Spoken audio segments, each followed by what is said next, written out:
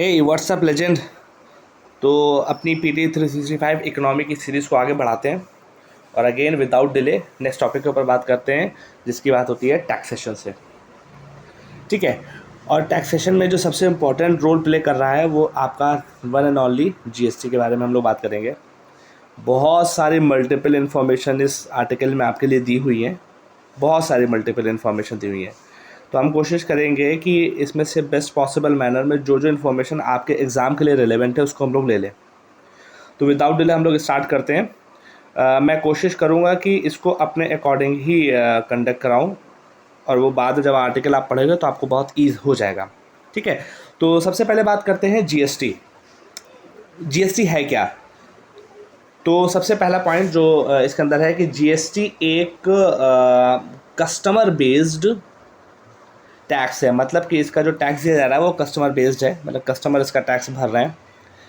लेकिन ये रिमिट जो होता है सरकार तक, इसका जो पैसा जा रहा होता है वो बिजनेस ओनर जो बिजनेस सेलिंग कर रहे होते हैं उनके द्वारा जा रहा होता है।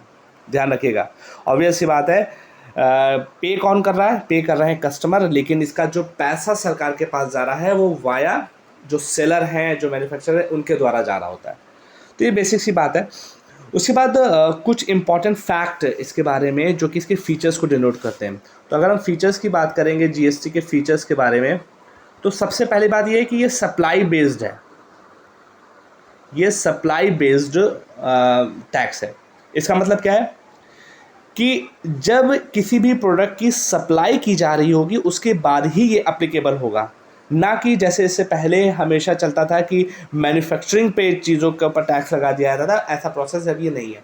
ये एक सप्लाई बेस्ड टैक्स है, ना कि मैन्युफैक्चर बेस्ड टैक्स है। ये पहला फीचर हो गया। दूसरा फीचर इसका जो सबसे इंपॉर्टेंट होता है, ये डेस्टिनेशन बेस्ड टैक्स है। Destination based. अब डेस्टिनेशन बेस्ड या हिंदी में जिसको हम लोग बोलते हैं गंतव्य आधारित, इसका मतलब क्या होता है कि ये टैक्स उस जगह पर लगेगा जहां पर चीज़ों को खरीदा या बेचा जा रहा है, ना कि जहां पर वो चीज़ ओरिजिन हो रही है। सपोज दैट अगर एक प्रोडक्ट गुजरात में ओरिजिन हो रहा है लेकिन वो सेल कहाँ पर हो रहा है? बिहार में, तो जो ये टैक्स लगेगा वो बिहार में लगेगा, ना कि गुजरात में। तो ये डेस्टिनेशन बेस्ड टैक्स है। तो दो पॉइंट हम लोग को बहुत ध्यान में रखना है कि ये सप्लाई बेस्ड आधारित टैक्स है, दूसरा ये डेस्टिनेशन बेस्ड टैक्स हो रहा है। उसके बाद कुछ बातें और आगे बढ़ते हैं। ये जो टैक्स है ये लेजिस्लेटिव प्रोसेस में कब आया? लेजिस्लेटिव प्रोसेस में सबसे पहले ध्यान रखिएगा, जैसे कि आपकी बुक में मेंशन है कि 101 कॉन्स्टिट्यूशनल अमेंडमेंट 2016 के द्वारा इसको आपका कॉन्स्टिट्यूशन में मैंडेट कर दिया गया था। क्या ये कोई बता सकता है कि इसके लिए कॉन्स्टिट्यूशनल अमेंडमेंट बिल कौन सा था? ये कॉन्स्टिट्यूशनल अमेंडमेंट एक्ट है 101वां। तो ये बिल कौन सा था? ये था बिल 122। 122वां ये बिल था जो कि 2014 में इंट्रोड्यूस हुआ। 2014 में इंट्रोड्यूस हुआ और ये 2016 में 101वें संविधान संशोधन के द्वारा पास कर दिया गया था। ये इसका बेसिक सा फैक्ट हो जाता है। उसके बाद ध्यान रखिएगा कि इसके द्वारा बहुत सारे कुछ प्रोविज़न थे जिसको कॉन्स्टिट्यूशन में चेंजेस किए गए। अब इसी प्रोविज़न के ज़रिए से एक काउंसिल बनाई गई थी जिसको हम लोग GST काउंसिल के नाम से जानते हैं। GST काउंसिल का आर्टिकल 279A में है। ध्यान रखिएगा, GST काउंसिल 279A में इसके बारे में बात की गई है। अब GST काउंसिल के बारे में कुछ फैक्ट जो कि इस बुकलेट में नहीं दिए गए हैं, इसके बारे में मैं बताना चाहता हूँ कि GST काउंसिल में स्टेट प्लस सेंट्रल गवर्नमेंट दोनों के पर्सन इसमें इंक्लूड होते हैं, और इसमें जो भी डिसीजन लिए जाते हैं वो 3/4 की मेजॉरिटी से लिए जाते हैं। कितने की? 3/4 की मेजॉरिटी से लिए जा रहे हैं। साथ ही साथ ये 3/4 मेजॉरिटी क्या है? इसमें ये वोटिंग शेयर है, मतलब कि जितने लोग भी प्रेजेंट होंगे, सपोज अगर 100 लोग GST काउंसिल में प्रेजेंट है और वहाँ पर कोई डिसीजन हमको लेना है, तो डिसीजन लेने के लिए हमें 3/4 मेजॉरिटी चाहिए होगी। मतलब कि 75 लोगों की रजामंदी जब होगी, या इसको मैं ऐसे बोलूँ 100 का 3/4 जो कि 75 हो जाएगा, तभी ये बिल पास होगा। और ध्यान रखिएगा, इसमें हर एक स्टेट टू स्टेट उसका रिप्रेजेंटेशन वेरी करता है। It means state to state उनका रिप्रेजेंटेशन वेरी करता है, और साथ ही साथ उनके वोटिंग वैल्यू भी अलग अलग होती है। तो यहाँ पर स्टेट और सेंटर की वोटिंग वैल्यू में थोड़ा सा डिफरेंट है।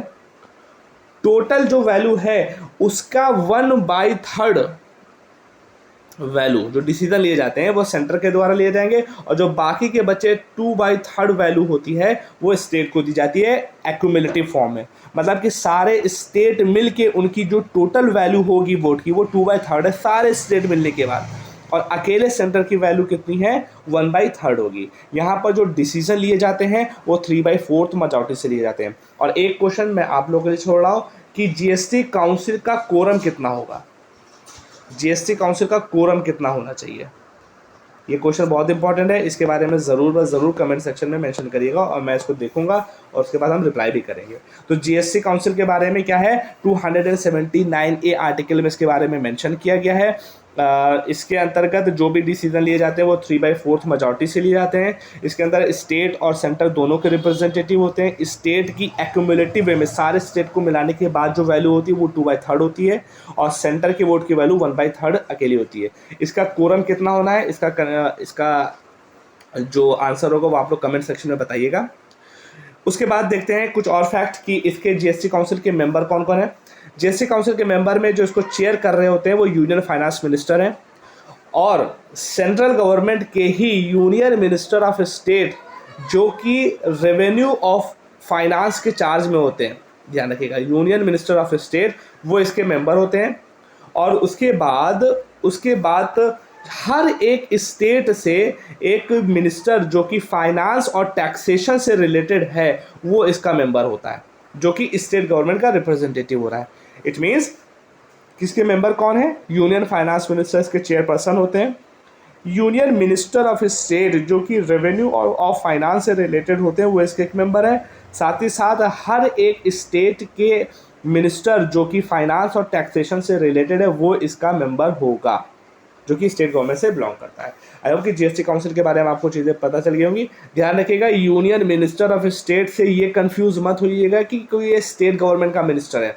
जैसे कि आप लोग को पता है कि जो काउंसिल ऑफ मिनिस्टर होती है उसमें जो सबसे टॉप मोस्ट मिनिस्टर होते हैं वो होते हैं कैबिनेट मिनिस्टर। कौन से, कैबिनेट मिनिस्टर। दूसरे होते हैं मिनिस्टर ऑफ स्टेट, और तीसरे होते हैं minister of state independent charge. तो यहाँ पर जो मिनिस्टर ऑफ स्टेट की बात हो रही है वो ये वाली की बात हो रही है, और ये जो मिनिस्टर होते हैं ये कैबिनेट मिनिस्टर की मदद करने के लिए ही होते हैं। ठीक है, तो यहाँ पे इसके बारे में बात हो रही है। फिलहाल आगे बढ़ते हैं। इसके बाद देखते हैं कि जो कुछ और फैक्ट जीएसटी के बारे में। जीएसटी में कुछ स्लैब ये है कि सेंटर जीएसटी होगा जिसको हम लोग सीजीएसटी के नाम से जान रहे हैं। एक हमारा जीएसटी होगा जो स्टेट से स्पेसिफिक होगा, उसको एसजीएसटी नाम देते हैं। यूनियन टेरिटरी से रिलेटेड यूटीजीएसटी, और एक यूनिक तरह का जीएसटी भी है जिसको हम लोग इंटीग्रेटेड जीएसटी बोलते हैं, आईजीएसटी।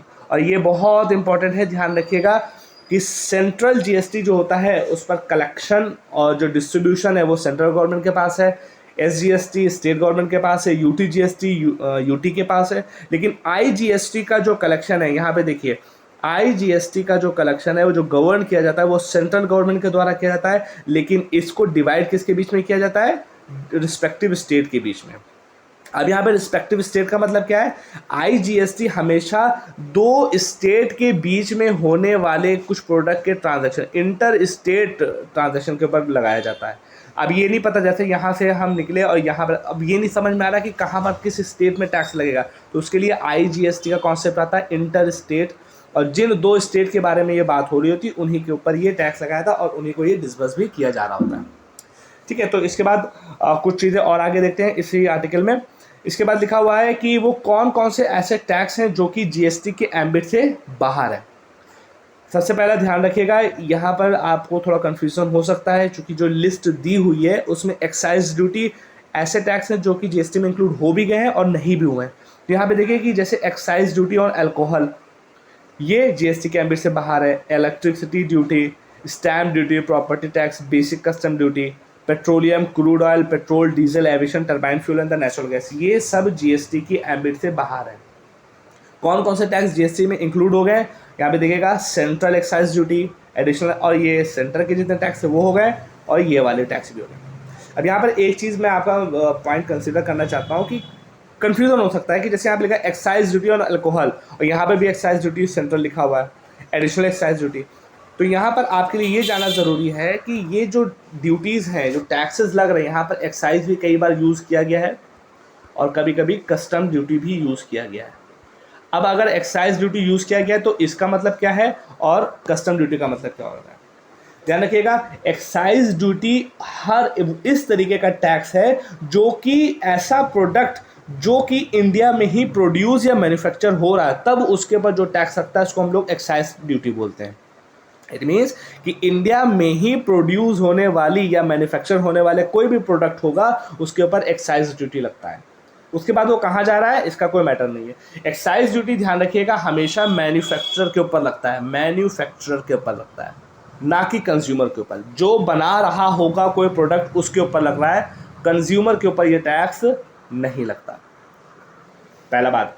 दूसरी चीज़, ये कई तरीके की होती हैं, जैसे पहला है बेसिक एक्साइज ड्यूटी, दूसरा होता है एडिशनल एक्साइज ड्यूटी और तीसरा हो जाता है स्पेशल एक्साइज ड्यूटी। अगेन इनकी डिटेल में जाने की ज़रूरत नहीं है, बस आपको ये ध्यान में रखना है कि एक्साइज ड्यूटी होती क्या है। एक्साइज ड्यूटी हर इंडिया में ही प्रोड्यूस की जाने वाली जितनी भी चीज़ें हैं वो, और जितनी भी मैन्युफैक्चर की जाने वाली चीज़ें हैं उनके ऊपर जब मैन्युफैक्चर से एक टैक्स लिया जाता है उसको हम लोग एक्साइज ड्यूटी बोलते हैं। और ये अलग अलग तरीके की होती है, basic, additional and special excise duty. उसके बाद बात करते हैं कि दूसरे वाले के बारे में, कस्टम ड्यूटी क्या है। कस्टम ड्यूटी ध्यान रखिएगा, कस्टम ड्यूटी के बारे में बहुत बेसिक सा फैक्ट है कि ये उन चीज़ों के, उन गुड्स के ऊपर इम्पोज की जाती है जो कि इंडिया में सोल्ड हो रहे हैं। ऐसे गुड्स जो कि इंडिया में सोल्ड किए जा रहे हैं उनके ऊपर जब कोई ड्यूटी लगे, और मैन्युफैक्चर कहाँ हो रहा है, अब्रॉड। ऐसी चीज़ें जो कि अब्रॉड मैन्युफैक्चर हो रही हैं और इंडिया में लेकिन सेल की जा रही हैं, तो उसके ऊपर हम लोग क्या लगाते हैं, कस्टम ड्यूटी लगाते हैं।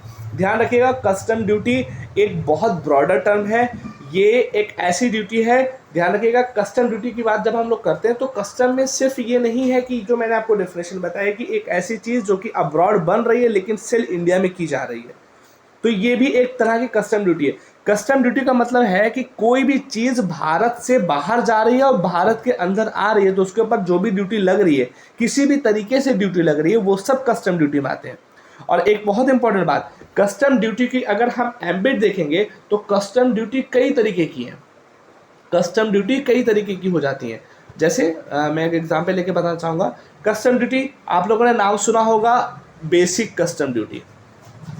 आप लोगों ने ज़रूर नाम सुना होगा काउंटर वेलिंग ड्यूटीज़, काउंटर वेलिंग ड्यूटीज़, ठीक है। Anti dumping duty, anti dumping duty. अगर इन इसी तरीके से आप लोगों ने सुना होगा सेफगार्ड ड्यूटी। तो कस्टम ड्यूटी, कोई भी प्रोडक्ट इंडिया में आ रहा है और कोई भी प्रोडक्ट इंडिया से बाहर जा रहा है तो उसके लिए जो भी हम लोग यूज़ करते हैं उसको कस्टम ड्यूटी बोलते हैं। जनरल डेफिनेशन इसकी ये है कि ऐसा सामान जो बाहर बन रहा है और इंडिया में सोल्ड हो रहा है उसको हम लोग कस्टम ड्यूटी बोलते हैं। लेकिन इसकी रेंज बहुत बड़ी है, इसमें डिफरेंट तरह के टैक्सेस लगाए जाते हैं। कभी प्रोटेक्टिव मेजर्स लिए जाते हैं तो उसमें हम एंटी डंपिंग, काउंटर वेलिंग, सेफगार्ड मेजर होते हैं, बेसिक कस्टम ड्यूटी, बहुत सारी चीज़ों का समावेशन कस्टम ड्यूटी में आता है। तो कस्टम ड्यूटी कोई एक पर्टिकुलर टर्म नहीं है, बल्कि ये कई टैक्सेस को मिलाकर एक तरह का सिस्टम बनाया गया जिसको हम लोग कस्टम ड्यूटी बोलते हैं। लेकिन अगर आपसे कस्टम और एक्साइज में कोई डिफरेंस पूछेगा तो आपको वही बताना है कि एक्साइज में जब चीज़ें इंडिया में ही मैन्युफैक्चर हो रही हैं उस पर लगने वाला टैक्स, और कस्टम में इंडिया में चीज़ें मैन्युफैक्चर नहीं हो रही लेकिन इंडिया में सेल की जा रही हैं, उसको हम लोग कस्टम ड्यूटी बोलते हैं। कस्टम ड्यूटी की एम्बिट बहुत है, डिफरेंट तरह की चीज़ें उसमें इंक्लूड की जाती हैं, like countervailing duties, like anti dumping duties, इसी तरीके से safeguard measure, basic custom duties. अब इसके बारे में और डिटेल में जाना तो पॉसिबल नहीं है, आपको अगर लगेगा तो कमेंट सेक्शन में बताइएगा, तो इसके लिए अलग से कुछ एक वीडियो बनाई जा सकती है, ठीक है। अब इसके बाद आगे बढ़ते हैं, जीएसटी काउंसिल हो गया, सारे टैक्सेस के बारे में भी हमने देखे। अब हम इसके आगे थोड़ा सा बढ़ते हैं कि कुछ इंपॉर्टेंट टर्मिनोलॉजीज जो आपके इसमें मेंशन की गई हैं उसके बारे में थोड़ा सा ध्यान में रखते हैं। जैसे सिन गुड, सिन गुड, सिन का नाम पाप, ऐसे गुड जो कि पाप वाले हैं, लाइक सिगरेट पिएंगे तो क्या होगा, लंग कैंसर हो सकता है, अल्कोहल पिएंगे तो क्या होगा, इसी तरीके से गलत तरह की चीज़ें होंगी। तो ऐसे गुड्स जिसका आउटकम अच्छा नहीं है, जिसका आउटकम खराब है, उनको हम लोग सिन गुड्स बोल रहे होते हैं। अभी के लिए फिलहाल इतना ही जानने है, आगे देखते हैं कि इसका कैसे यूज़ किया जाता है। उसके बाद है सर्कुलर ट्रेडिंग। सर्कुलर ट्रेडिंग क्या है, सर्कुलर ट्रेडिंग और इसके बाद जो इनपुट टैक्स क्रेडिट लिखा हुआ है, इसको दोनों को साथ में ही मिलकर पढ़ते हैं। पहले हम सर्कुलर ट्रेडिंग के बारे में बात कर रहे थे। सर्कुलर ट्रेडिंग इस तरह की ट्रेडिंग होती है जिसमें जो आपके ट्रेडर्स होते हैं वो किसी तरीके से गलत तरीके से जब इनपुट टैक्स क्रेडिट को अवेल कर लेते हैं, तो इनपुट टैक्स क्रेडिट को जब गलत तरीके से अवेल किया जाता है तो उसको हम लोग सर्कुलर ट्रेडिंग बोलते हैं। रियल में क्या होता है कि इनपुट टैक्स क्रेडिट तो ले लिया, लेकिन उन्होंने रियल में किसी भी तरीके की गुड्स और सर्विसेज नहीं प्रोड्यूस किए। तो जब भी कोई trader without giving services in the form of goods and services वो इनपुट टैक्स क्रेडिट को पा लेता है, तो उसको हम लोग सर्कुलर ट्रेडिंग बोलते हैं। अब यहाँ पे पॉइंट आता है इनपुट टैक्स क्रेडिट क्या होता है। इनपुट टैक्स क्रेडिट बस बेसिक सी डेफिनेशन यही है कि जब कभी भी किसी भी चीज़ की को फाइनल गुड में, जैसे सपोज एक फाइनल गुड है और इसके ऊपर टैक्स मिलाकर सपोज 450 रुपये का टैक्स लग रहा है, और इस फाइनल प्रोडक्ट में बनाने में जो कुछ इनपुट आया था, सपोज ये एक इनपुट आया था, ये एक इनपुट आया था, ये एक इनपुट आया था, इसके ऊपर 100 रुपये टैक्स था, इसके ऊपर भी 100 रुपये टैक्स था, इसके ऊपर 25 रुपये टैक्स था, और फाइनल प्रोडक्ट पे 450 बना। तो इसकी वजह से ये फाइनल प्रोडक्ट बना है। तो जब इसको लेने जाएंगे, फाइनल प्रोडक्ट देंगे, तो फाइनल प्रोडक्ट में क्या फिर हमको 450 रुपये टैक्स देना पड़ेगा? नहीं। तो क्या करना पड़ता है कि ये जो पहले आपने इनपुट में टैक्स दे दिया था, आप इसको घटा दो। तो 100 प्लस 200 प्लस 25, 225 में को 450 में से घटा दो, तो जितना आएगा आपको सिर्फ उतना टैक्स पे करना पड़ेगा, 10। ठीक है, कितना टैक्स पे करना पड़ेगा आपको? मात्र 225 रुपये टैक्स पड़ना है। यही क्या है? इनपुट टैक्स क्रेडिट करना पड़ता है। ध्यान रखिएगा, यहाँ पर ये तो बात सबको पता है कि इनपुट टैक्स क्रेडिट क्या होता है, कि इनपुट में जो आपने टैक्स दिया था, जब आप फाइनल प्रोडक्ट लेने जाओगे तो उसमें से इसको आप घटा सकते हो। ध्यान रखिएगा, बहुत इंपॉर्टेंट फैक्ट है कि ये सिर्फ और सिर्फ बिजनेस पर्पस के लिए यूज़ होता है। ये सिर्फ और सिर्फ बिजनेस पर्पस के लिए यूज़ होता है। और अगर आप लोगों ने जीएसटी के बारे में और डिटेल एनालिसिस अपनी स्टैटिक क्लास में की होगी तो आपको पता होगा कि जीएसटी से रिलेटेड एक कंपोजिशन स्कीम भी होती है। एक स्कीम होती है जिसको हम लोग बोलते हैं कंपोजिशन स्कीम। आई होप कि इसके बारे में आप लोग को पता हो। मैं बस इसके ऊपर थोड़ा सा वर्बल इंट्रैक्शन करके आगे बढ़ूंगा। एक जीएसटी में कंपोजिशन स्कीम भी है। इसका मतलब क्या? कंपोजिशन स्कीम उन बिजनेस ओनर या उन बिजनेस एंटिटीज़ के लिए बनाई गई है कि जिनका टोटल टर्नओवर 1.5 करोड़, कितना? 1.5 करोड़ या उससे कम है नॉर्मल स्टेट में। और जो नॉर्थ ईस्टर्न स्टेट में है, इस पे यहाँ पर ये जो डेटा है वो 75 लाख रुपीज़ का है। ऐसे बिजनेस ओनर, ऐसे बिजनेस एंटिटी कि जिनका टर्नओवर 75 लाख, अगर वो नॉर्थ ईस्टर्न रीजन या हिमालयन रीजन में है, और अगर नॉर्मल रीजन में है 1.5 करोड़ रुपए से कम का है, तो उनको जीएसटी की जो टफनेस है, मतलब कि इसमें जो बहुत इफ एंड बट है, बहुत सारे ग्लिचेस हैं, उससे बचाने के लिए कंपोजिशन स्कीम आई है। इनको करना क्या होता है कि अपने टर्नओवर के ऊपर एक लिमिटेड अमाउंट ऑफ टैक्स देना पड़ता है। ध्यान रखिएगा, अगर कोई बिजनेस एंटिटी कंपोजिशन स्कीम के तहत फायदा उठा रही है तो उसको इनपुट टैक्स क्रेडिट का बेनिफिट नहीं मिलेगा। इनपुट टैक्स क्रेडिट का बेनिफिट नहीं मिलेगा। पहला पॉइंट जो कि हमको ध्यान में क्या याद है, इनपुट टैक्स क्रेडिट का बेनिफिट कंपोजिशन स्कीम में आने वाले बिजनेस एंटिटीज को नहीं मिलता। दूसरा पॉइंट, ये इनपुट टैक्स क्रेडिट जो है ये सर्विसेज पर लागू नहीं हो रहा है, ये सर्विसेज पे भी लागू नहीं होता, सर्विसेज पर लागू नहीं होता। लेकिन ध्यान रखिएगा, रेस्टोरेंट होते हैं ये भी तो एक तरीके की सर्विस दे रहे हैं, लेकिन इनके ऊपर इनपुट टैक्स क्रेडिट लागू हो सकता है। तो पॉइंट ये है कि इनपुट टैक्स क्रेडिट का बेसिक यही है कि आपने इनपुट के ऊपर जो टैक्स दे दिया है, जब फाइनल गुड बन जाए तो उसमें से वो वाले टैक्सेस को आप घटाकर जो फाइनल बचेगा वो आप दोगे। इनपुट टैक्स क्रेडिट सिर्फ और सिर्फ जीएसटी के उन कंप्लायंस, उन बिजनेस एंटिटी के ऊपर ही लगाया जाएगा जो कि कंपोजिशन स्कीम का पार्ट नहीं है। इट मीन्स कंपोजिशन स्कीम के जो लोग कंपोजिशन स्कीम के पार्टिसिपेंट हैं उनके ऊपर इनपुट टैक्स क्रेडिट की सर्विसेज अवेलेबल नहीं है। इनपुट टैक्स क्रेडिट सर्विसेज में भी अवेलेबल नहीं है, लेकिन रेस्टोरेंट भी एक तरीके की सर्विसेज देता है, लेकिन उसको दिया जा सकता है। Is that clear? अभी हाथ रवा हो जाएगा तो चीज़ें ठीक हो जाएंगी। आई होप कि चीज़ें इनपुट टैक्स क्रेडिट के बारे में आप लोग को पता होंगी। उसके बाद नेक्स्ट टॉपिक जो आपके अंदर दिया हुआ वो है जीएसटी कंपनसेशन सेस। क्या न्यूज़ थी खास में कि जीएसटी कंपनसेशन सेस, जब जीएसटी इंट्रोड्यूस हुआ तो 5 साल के लिए दिया जाने वाला टैक्स था, क्योंकि जीएसटी की वजह से जो स्टेट थे उनके रेवेन्यू में शॉर्टफॉल आ रहा था। अब ये शॉर्टफॉल क्यों आ रहा था? जीएसटी की वजह से। तो सेंट्रल गवर्नमेंट ने बोला कि आप लोग घबराइए नहीं, कि आपके रेवेन्यू में जो भी शॉर्टफॉल आ रहा है आने वाले 5 सालों तक, 5 ईयर्स तक हम इसको कंपनसेट करेंगे। और कंपनसेट कैसे करेंगे? अपने पास से थोड़ी ना देंगे, ये कंपनसेट करेंगे, एक प्रकार का ये सेस लगाएंगे। सेस क्या होता है? Tax on tax. ध्यान रखिएगा, सेस सरचार्ज, इसके बारे में आप लोग अपने स्टैटिक में पढ़ चुके होंगे डेफिनेटली, मीमांसा ने सब कुछ पढ़ा दिया है। सेस एक तरीके का टैक्स होता है जो कि पर्टिकुलर किसी पर टैक्स पड़ रहा था उसके ऊपर फिर से टैक्स लगाया जाता है, तो वो सेस होता है। ध्यान रखिएगा, जीएसटी की वजह से स्टेट के रेवेन्यू में जो शॉर्टफॉल आया वो 5 सालों तक सेंट्रल गवर्नमेंट भरपाई करेगी उसके शॉर्टफॉल में। ये 5 सालों तक रुपया कहाँ से आएगा? तो सेंट्रल गवर्नमेंट उसके लिए एक सेस लगाएगी जिसको हम लोग क्या बोलते हैं? GST compensation cess. ध्यान रखिएगा, जीएसटी कंपनसेशन से सारे गुड्स के ऊपर नहीं लग रहा है, सिन गुड, लग्जरी गुड, इस तरह की चीजों के ऊपर ये लगता है। ये किसके ऊपर लग रहा होता है? जैसे कि आप लोग देख रहे हैं, include luxury, demerit and the sin goods के ऊपर ही लगता है, जैसे तंबाकू, मसाला, इन सब चीजों के ऊपर ये आपका कंपनसेशन सेस लगा। और इसके जरिए से पैसा किसके पास आएगा? सेंट्रल गवर्नमेंट के पास आएगा, और सेंट्रल गवर्नमेंट ये पैसा उठा के हर एक स्टेट को, अलग अलग स्टेट को देती जितना जिसका रेवेन्यू का शॉर्टफॉल हुआ होता। ध्यान रखिएगा, न्यूज़ में क्यों है? क्योंकि जुलाई 2022 में ये खत्म होने वाला था, क्योंकि 5 सालों के लिए ये था और 2017 से लेकर 2022 तक इसकी डेट कंप्लीट होने वाली थी।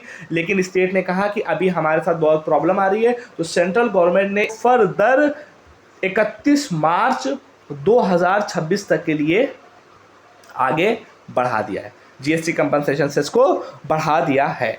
और ध्यान रखिएगा, जीएसटी कंपनसेशन सेस के बारे में कुछ बहुत इंपॉर्टेंट बात है। ध्यान रखिएगा, ये स्टेट को बाई मंथली पेश किया जाता है, मतलब कि हर मंथ में या 6 मंथ में नहीं, बाई मंथली पेश किया जाता है, मतलब कि 2 मंथ में एक के बाद पेश किया जाता है। उसके बाद यहाँ पर 1-2 टॉपिक और भी दिए हुए हैं। GST applicability on pre packed and label goods. अब pre packed and label goods के बारे में क्या है? जैसे कि यहाँ पर एज पर योर नोटबुक दिया हुआ है कि अगर कोई भी सामान 25 केजी तक आया है, और चाहे कोई सीरियल्स हो, चाहे पल्सेस हो, चाहे कोई आटा हो, फ्लोर हो, कोई भी आटा हो जिसका वेट 25 केजी तक है और वो single package of food item है, तो उसके ऊपर 5% टैक्स लगेगा। कितना परसेंट टैक्स लगेगा? 5% जीएसटी लगेगी।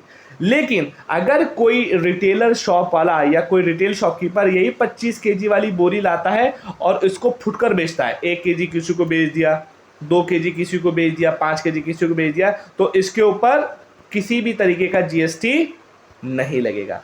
तो जब जीएसटी प्री 25 केजी तक के वेट के ऊपर कोई सामान आता है और उसको फुटकर नहीं बेचा जाता, तो उसको हम लोग क्या बोलते हैं? Pre packed and label GST, और उसके ऊपर 5% का जीएसटी लग रहा है। लेकिन अगर वही सामान कोई रिटेल शॉपकीपर फुटकर में लाकर बेचना चाहता है तो उसके ऊपर जीएसटी 5% नहीं लगता है। ये बात आप लोग थोड़ी सी ध्यान में रखिएगा।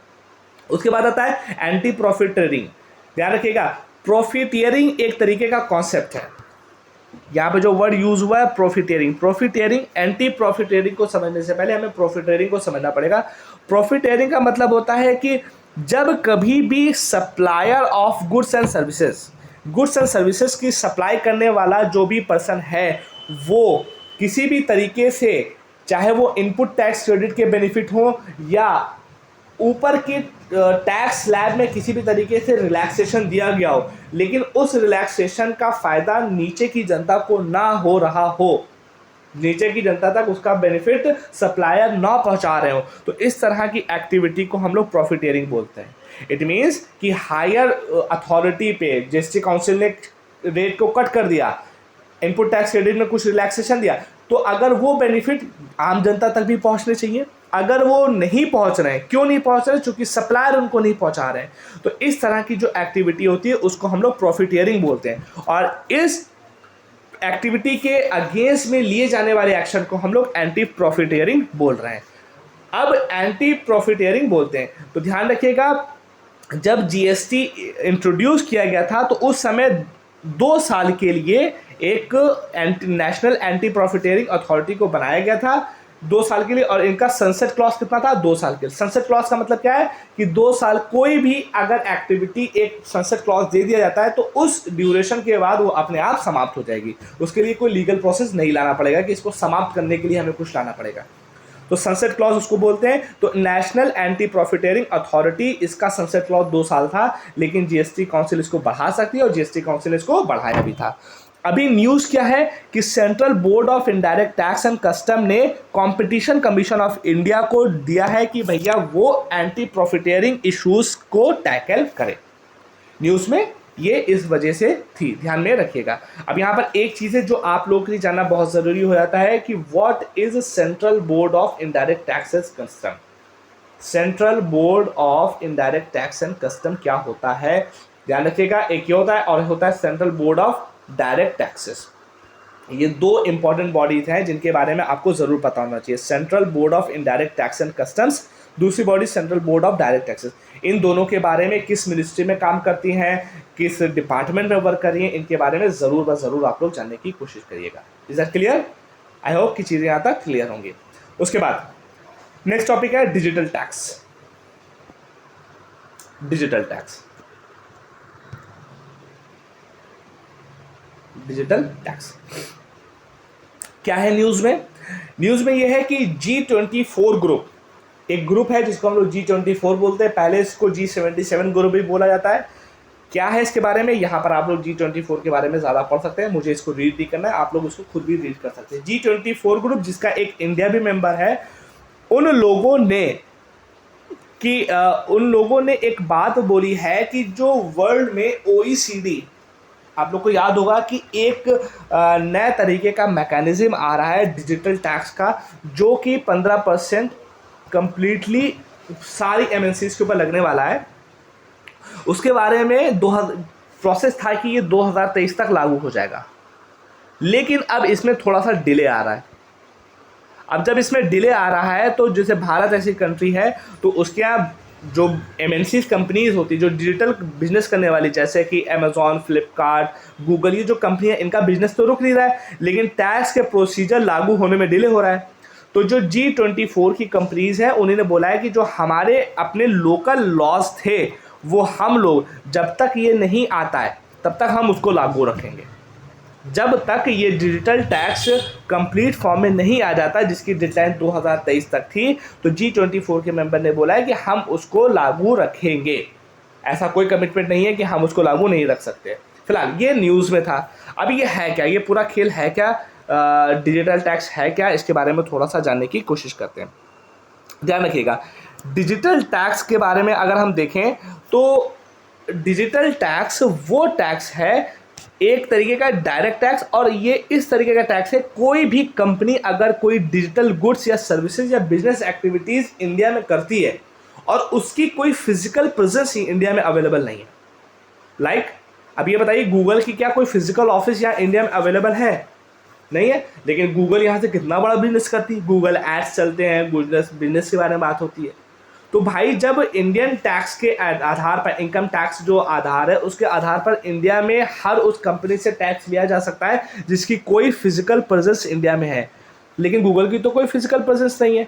तो अब इस प्रॉब्लम को कैसे सॉल्व किया जाए? इतना बड़ा रेवेन्यू जनरेट हो रहा है लेकिन कोई टैक्स ही नहीं पड़ रहा है। इस प्रॉब्लम को सॉल्व करने के लिए गवर्नमेंट ऑफ इंडिया ने 6% का एक इक्वलाइजेशन लेवी लगाया था।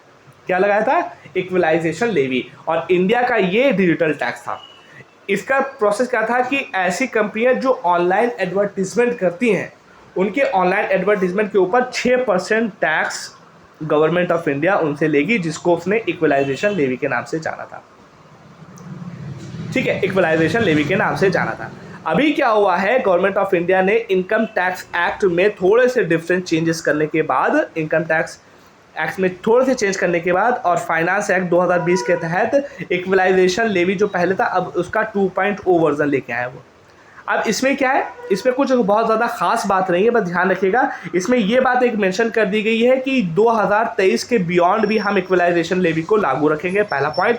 और दूसरा पॉइंट है कि ये एक तरीके का डिजिटल सर्विस टैक्स भी इंट्रोड्यूस कर रहे हैं, डिजिटल सर्विस टैक्स भी इंट्रोड्यूस कर रहे हैं। इसका मतलब क्या है कि ऐसी कोई भी कंपनी, चाहे वो अमेजॉन हो, चाहे वो फ्लिपकार्ट हो। अब फ्लिपकार्ट कंपनी जो है वो यूएस की वॉलमार्ट ने इसको ओन कर रखा है। तो चाहे वो अमेजॉन हो, चाहे वो फ्लिपकार्ट हो, अगर उनका एनुअल टर्नओवर 2 करोड़ या 2 करोड़ से ज़्यादा का है, if the turnover of Flipkart Amazon like giant is more than 2 crore, then उनके ऊपर एक तरीके का डिजिटल सर्विस टैक्स लगाया जाएगा, जो कि कितना परसेंट, मतलब कि डिजिटल सर्विस टैक्स उनके ऊपर लगाया जाएगा जिसका भी टर्नओवर 2 करोड़ रुपए से ज़्यादा का होगा। ये बात आप लोग ध्यान में रखिएगा।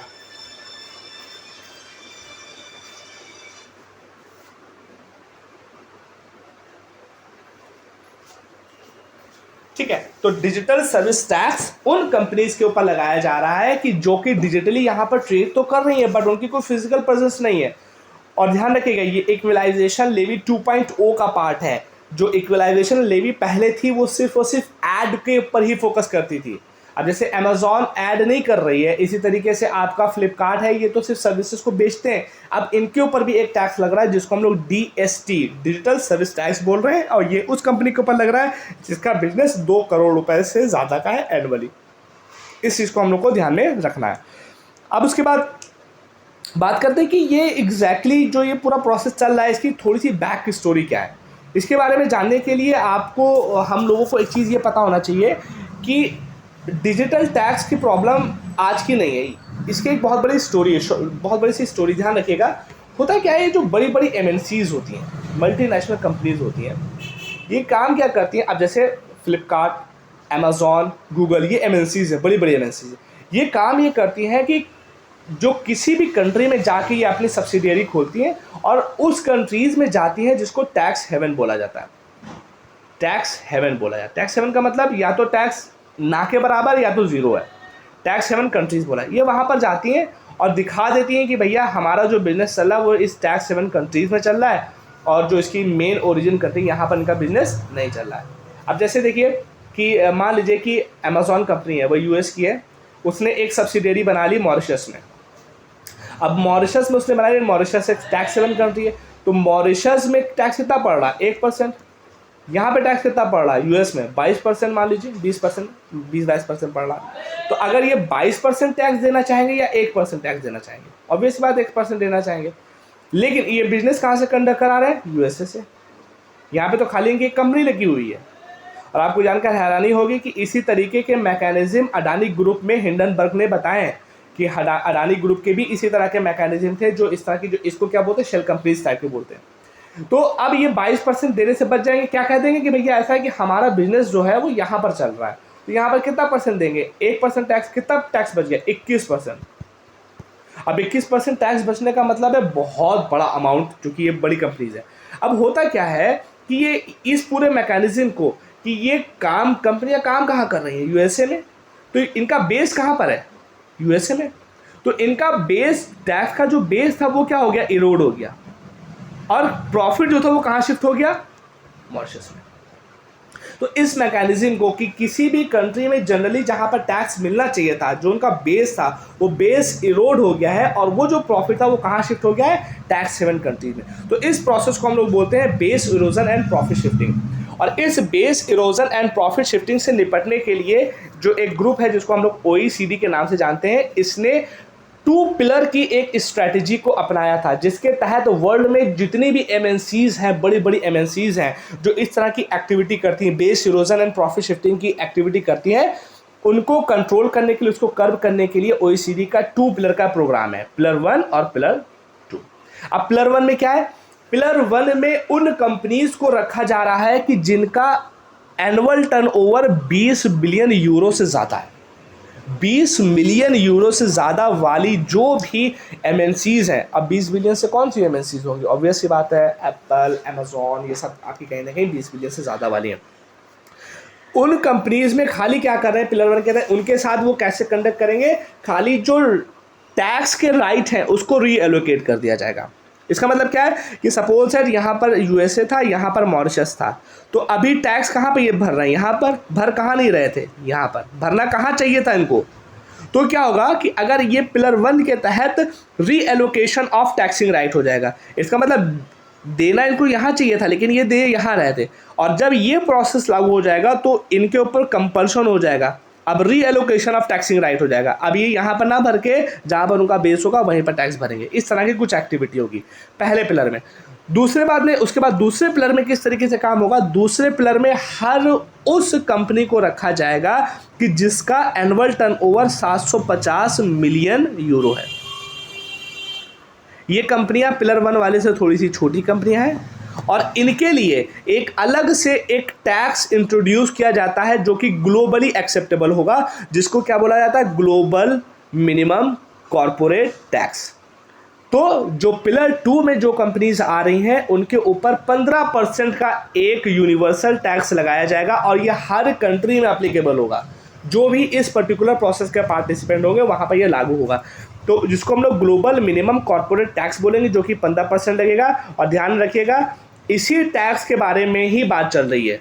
डिजिटल टैक्स जो है यही वो ग्लोबल मिनिमम कॉर्पोरेट टैक्स है जो कि वर्ल्ड वाइड 15% लागू करने की बात की जा रही है। ध्यान रखिएगा अगर ये लागू हो जाता है तो इसका मेन प्रोविज़न ये है कि कोई भी कंट्री जिसके यहाँ अपने खुद के कोई डिजिटल टैक्स चल रहा है, जैसे कि इंडिया में अभी इक्वलाइजेशन लेवी चल रही है, तो जब ये लागू हो जाएगा तो इक्वलाइजेशन लेवी अपने आप खत्म हो जाएगी।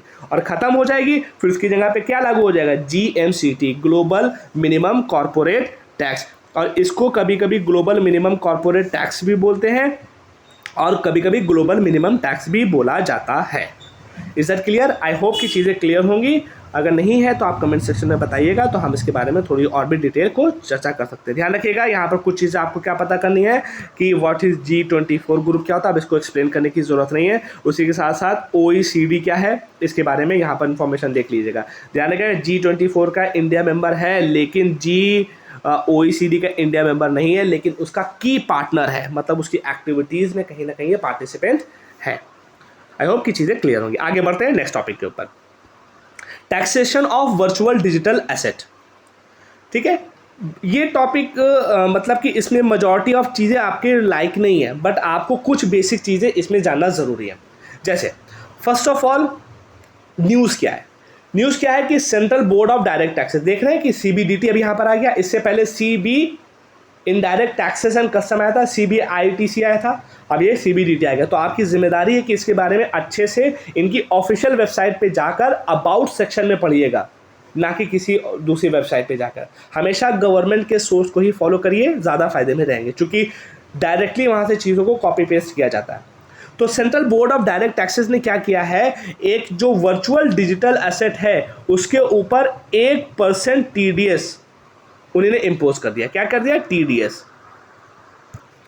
तो आपको जानना क्या जरूरी है, what is virtual digital asset, ये TDS का क्या खेल है, और भी कुछ इसमें टर्म है जैसे कि डी-डॉलराइजेशन, ये सब चीज़ें क्या है इसके बारे में मैं आपको अभी एक नॉर्मल सी चीज़ें बताऊंगा, एक क्रोनोलॉजिकल ऑर्डर में, उसको बस आप लोग ध्यान से सुन लीजिएगा।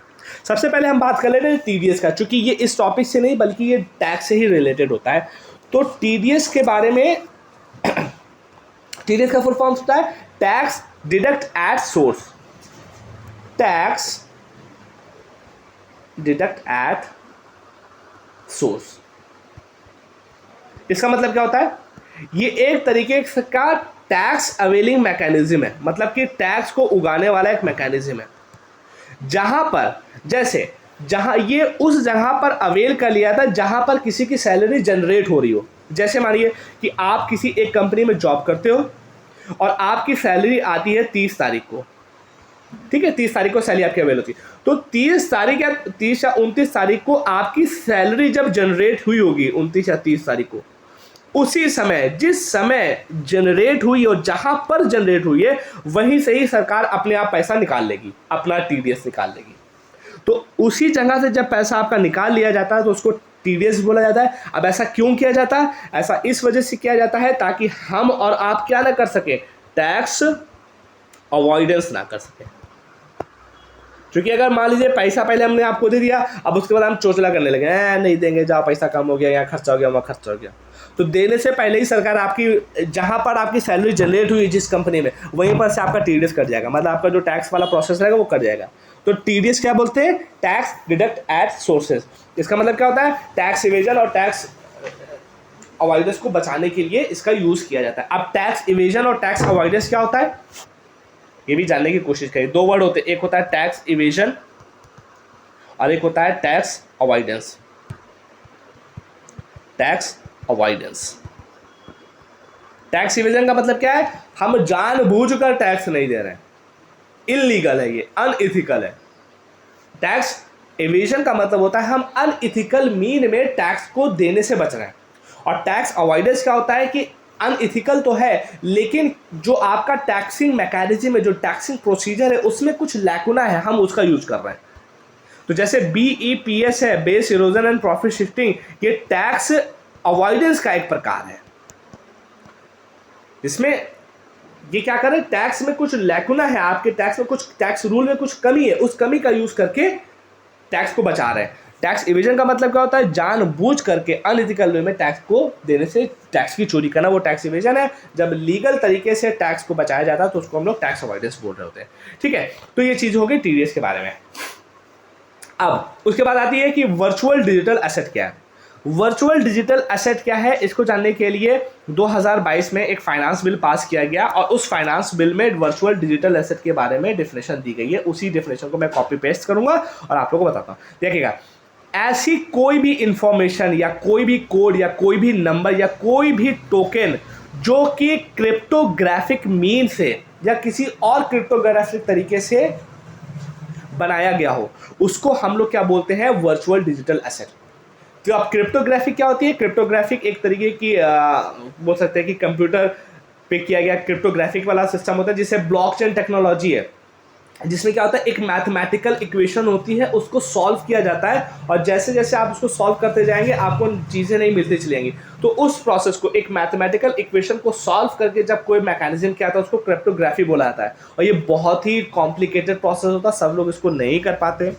तो अगर कोई भी नंबर, टोकन, किसी भी तरीके की इंफॉर्मेशन क्रिप्टोग्राफिक मीन्स से अपनाई गई है तो वो वर्चुअल डिजिटल एसेट में आ जाएगी। किस चीज़ में आ जाएगी, वर्चुअल डिजिटल एसेट में आ जाएगी। अब इस तरीके से कौन कौन सी चीज़ें होती हैं, जैसे आप लोगों को पता होगा NFT का नाम सुना होगा, नॉन फंजिबल टोकन।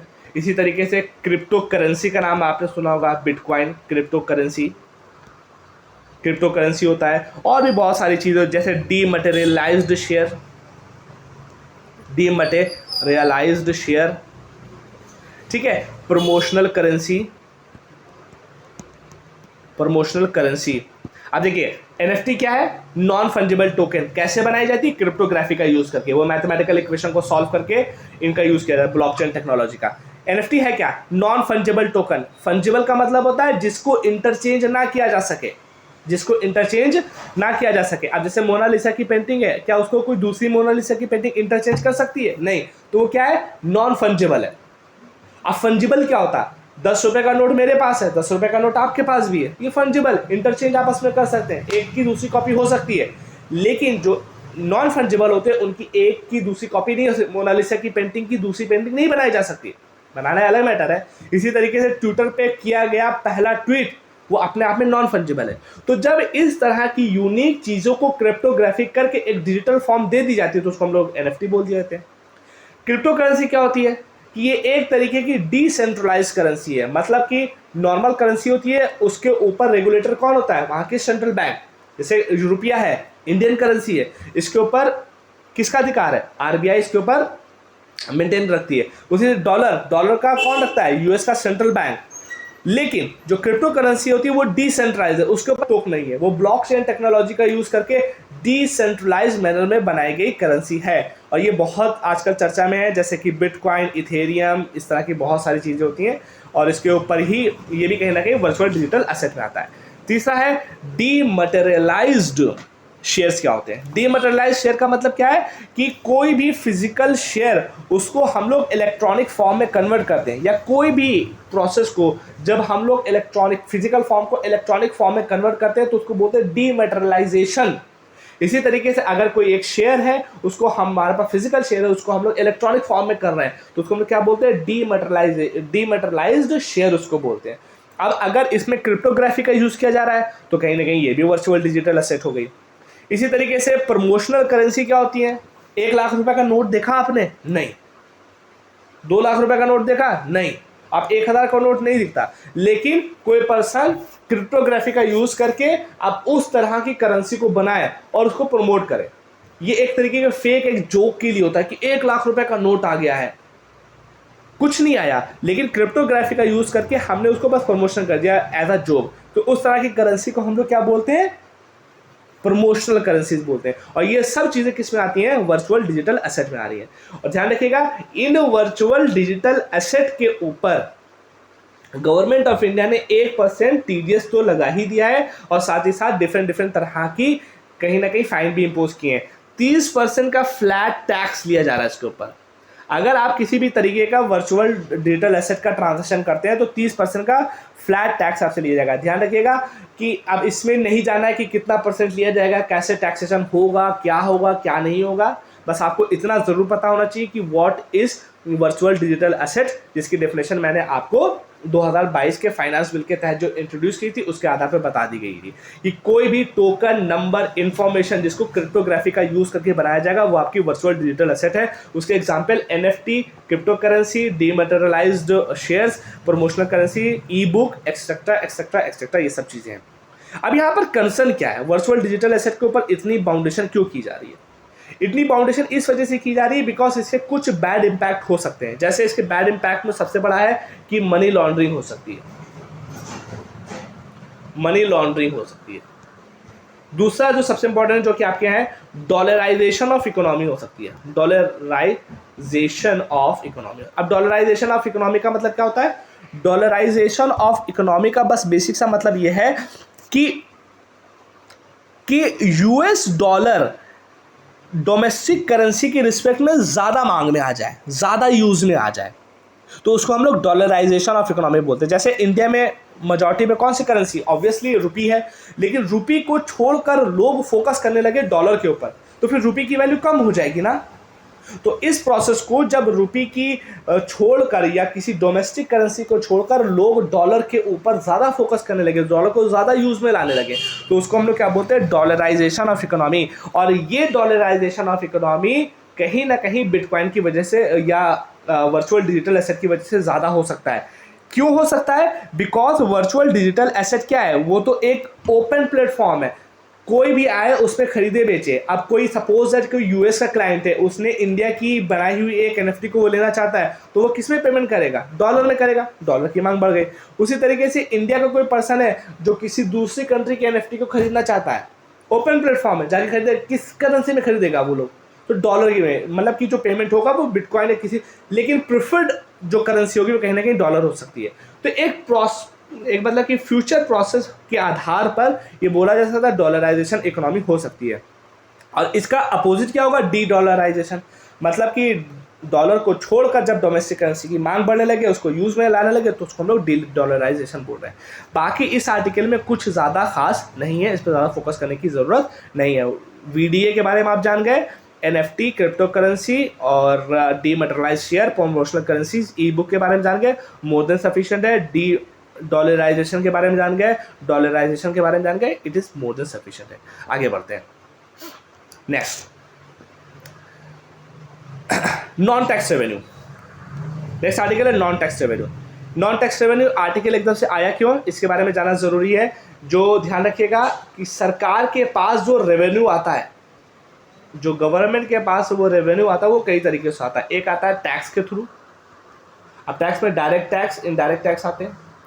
इसी तरीके से आता है non tax revenue. Non tax revenue, non tax revenue tax के थ्रू आए, चाहे डायरेक्ट आए चाहे इनडायरेक्ट टैक्स आए, तो हम लोग क्या बोलते हैं, टैक्स रेवेन्यू आ रहा है।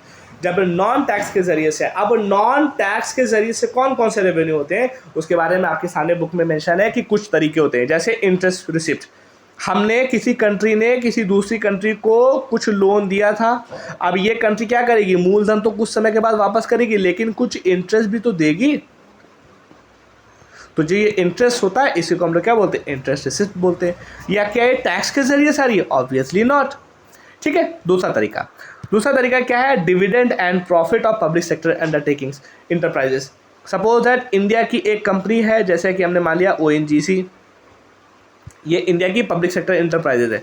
अब क्या है, ये स्टॉक मार्केट में लिस्टेड है, तो अब इस स्टॉक मार्केट में लिस्टेड है, तो अब मान लीजिए कि इसके शेयर की कीमत अगर 100 रुपये थी और ये बढ़कर कितनी हो गई, 120 रुपये, तो जिन लोगों ने शेयर खरीदा होगा तो उनको प्रॉफिट कितना हुआ, 20 रुपए का एक शेयर पे। अब ये प्रॉफिट इस कंपनी को भी तो हुआ होगा, क्योंकि कंपनी ने सारी स्टेक होल्डिंग थोड़ी ना बेची, कुछ ही शेयर थे बचे। मान लो कि इनके पास मान लीजिए 1000 शेयर थे ओएनजीसी के पास, जिसमें से इन्होंने 500 शेयर कस्टमर को बेच दिए या 600 शेयर कस्टमर को बेच दिए, 400 अपने पास अभी भी रखे हुए। तो जब इसके प्राइस बढ़े 100 से 120 हुए तो इसको तो बेनिफिट हुआ ही हुआ कस्टमर को, लेकिन कंपनी को भी तो जो 400 शेयर थे उसके भी तो प्राइस बढ़ गए। तो जो कंपनी का प्रॉफिट हुआ है उस प्रॉफिट में से भी अगर कंपनी कुछ हिस्सा, कुछ अंश, अपने लाभ का कुछ अंश अपने एग्जिस्टिंग कस्टमर या अपने एग्जिस्टिंग शेयर होल्डर्स को देती है तो उसको हम लोग डिविडेंड बोलते हैं। ठीक है, तो उसको हम लोग क्या बोलते हैं, डिविडेंड। तो ओएनजीसी में डिविडेंड भी सरकार को मिल रहा होता है डेफिनेटली। तो इस तरीके, क्या ये टैक्स है? नहीं। तो ये किस तरीके से नॉन टैक्स रेवेन्यू का एक पार्ट है। मेन मुद्दा जो है इस आर्टिकल का वो है आपका ये तीसरा वाला पार्ट। कुछ और तरीके हैं जिसके जरिए से सरकार को रेवेन्यू मिलता है, वो है एसेट मोनेटाइजेशन, डिसइन्वेस्टमेंट और प्राइवेटाइजेशन। अब ध्यान रखिएगा ये तीनों वर्ड बहुत इंपॉर्टेंट है। पहली बात, सबसे पहले हम देखते हैं प्राइवेटाइजेशन। प्राइवेटाइजेशन का मतलब क्या होता है कि हमने, या यहाँ पे मैं बोलूँ कि गवर्नमेंट की कोई भी संस्था थी, गवर्नमेंट ऑफ इंडिया की कोई भी संस्था थी, कोई भी पब्लिक सेक्टर इंटरप्राइजेस था, उसकी 100% शेयरिंग प्राइवेट एंटिटी को जब बेच दी जाए तो उसको हम लोग क्या बोलते हैं, प्राइवेटाइजेशन बोलते हैं। जैसे कि एयर इंडिया, आई थिंक उसको प्राइवेटाइजेशन यह भी हो चुका है। उसके बाद दूसरा वर्ड होता है डिसइन्वेस्टमेंट।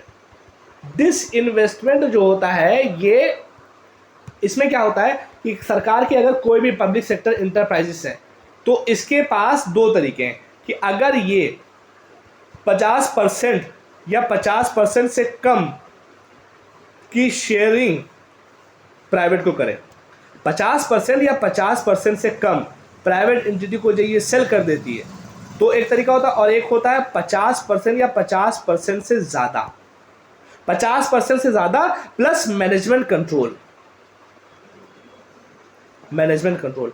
तो जब कभी भी किसी भी गवर्नमेंट पब्लिक सेक्टर इंटरप्राइजेस का 50% या 50% से कम की स्टेक होल्डिंग बेची जाती है प्राइवेट एंटिटी को, लेकिन यहाँ पर मैनेजमेंट सेल आउट नहीं किया जाता, तो उसको हम लोग बोलते हैं नॉर्मल डिसइन्वेस्टमेंट। क्या बोलते हैं, नॉर्मल डिसइन्वेस्टमेंट। लेकिन जब कभी भी 50% से ज़्यादा की स्टेक होल्डिंग प्राइवेट एंटिटी को बेची जाती है, साथ ही साथ मैनेजमेंट का भी ट्रांसफर कर दिया जाता है, तो उसको हम लोग क्या बोलते हैं, स्ट्रैटेजिक डिसइन्वेस्टमेंट। अब क्या हुआ, सपोज एक कंपनी थी सरकार की, तो सरकार ने सोचा कि भाई इसके 50% स्टेक को हम 55% स्टेक को बेचे दे रहे हैं। तो जब 55% स्टेक को बेचेंगे तो 55% जब प्राइवेट खरीदेगी तो पैसा भी तो देगी, तो वो जो पैसा आएगा किसके पास जाएगा, रेवेन्यू होगा किसके लिए, सरकार के लिए। तो वो किस में आ जाएगा, नॉन टैक्स रेवेन्यू में। तो डिसइन्वेस्टमेंट दो तरीके का, एक नॉर्मल डिसइन्वेस्टमेंट, एक स्ट्रैटेजिक डिसइन्वेस्टमेंट। नॉर्मल डिसइन्वेस्टमेंट 50% से कम वाले के लिए, स्ट्रैटेजिक 50% से ज़्यादा वाले के लिए होता है। और तीसरा द मोस्ट इंपॉर्टेंट टॉपिक है एसेट मोनेटाइजेशन। एसेट मोनेटाइजेशन ये बहुत अच्छा कॉन्सेप्ट है। अब ये एसेट मोनेटाइजेशन प्राइवेटाइजेशन और डिसइन्वेस्टमेंट दोनों के बीच का तरीका है। होता क्या है कि सरकार, गवर्नमेंट ऑफ इंडिया की बहुत सी पब्लिक सेक्टर अंडरटेकिंग्स या कुछ ऐसी एसेट होती हैं जो कि सरकार की तो है लेकिन वो किसी यूज़ में नहीं आ रही है, या अपनी फुल कैपेसिटी से वो यूज़ में नहीं आ रही, अनयूटिलाइज्ड है, यूज़ भी नहीं है। सरकार ने, जैसे मान लीजिए कोई रेलवे था, रेलवे ने कोई एक वेयर हाउस बनाया, कोई कबाड़ खाना बनाया, अब कबाड़ खाना इसे पड़ा हुआ है, कोई यूज़ में ही नहीं आ रहा है, खाली कबाड़ ही भरा हुआ है। तो इस तरह की बहुत सारी संपत्ति होगी सरकार की।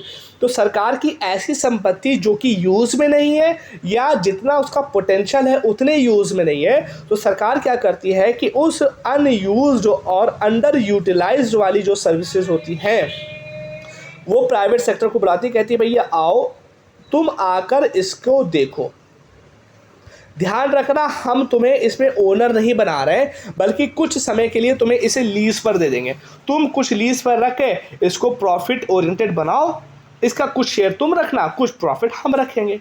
तो ऐसे मैकेनिज्म जब सरकार की अंडर यूटिलाइज्ड या अनयूटिलाइज्ड वाली संपत्ति को प्राइवेट एंटिटी को दिया जाता है without the handling of ownership right, ownership नहीं दी जाती है, तो उसको हम लोग एसेट मोनेटाइजेशन बोल रहे होते हैं। अब एसेट मोनेटाइजेशन का एक सबसे बेस्ट एग्जाम्पल जो है वो है नेशनल मोनेटाइजेशन पाइपलाइन। ये अब एसेट मोनेटाइजेशन क्या है कि सरकार की संपत्ति को प्राइवेट को दिया जा रहा है विदाउट ओनरशिप। इसका एक प्रोग्राम गवर्नमेंट ऑफ इंडिया ने बनाया जिसको नेशनल मोनेटाइजेशन पाइपलाइन के नाम से जाना जाता है। इसमें सरकार ने ये टारगेट रखा है कि वो 6 लाख करोड़ रुपए प्राइवेट एंटिटी से इस प्लान के तहत एक्वायर करेगी। अगर इसको मैं ट्रिलियन में बोलूँ तो 6 ट्रिलियन रुपया, और ये 4 साल तक के लिए, 4 ईयर के लिए।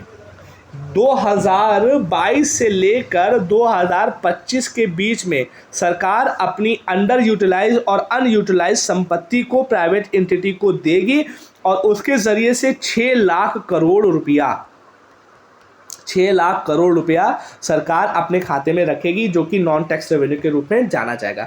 ध्यान रखिएगा, इसमें सेक्टर डिफाइन किए गए हैं जिसमें से सबसे ज़्यादा जो asset monetisation national monetisation pipeline के तहत हो रहा है उसमें सबसे ज़्यादा 27% स्टेक जो है वो रोड का है, मतलब कि रोड की एसेट को मोनेटाइज किया जाएगा। उसके बाद आता है रेलवे का, रेलवे का नियरली 25% है।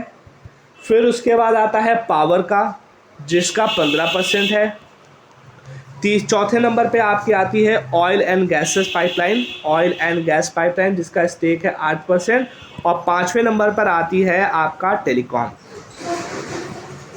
टेलीकॉम जिसका स्टेक है 6%। इट मीन्स कि रोड जितनी भी 6 ट्रिलियन डॉलर है, 6 ट्रिलियन रुपया जो है या 6 लाख करोड़ रुपया है, उसमें एसेट मोनेटाइजेशन किया जाएगा जिसमें रोड का सबसे बड़ा शेयर है, उसके बाद रेलवे का है, उसके बाद पावर का है, उसके बाद ऑयल एंड गैस का है। इस तरह की चीज़ें हो रही होती हैं। इस प्लान को फॉर्मुलेट कौन कर रहा है? नीति आयोग इस प्लान को फॉर्मुलेट कर रही होती है। बाकी सारी जो भी इंफॉर्मेशन इसमें दी हुई है सारी चीज़ें मैंने आपको इसमें एक्सप्लेन कर दी है।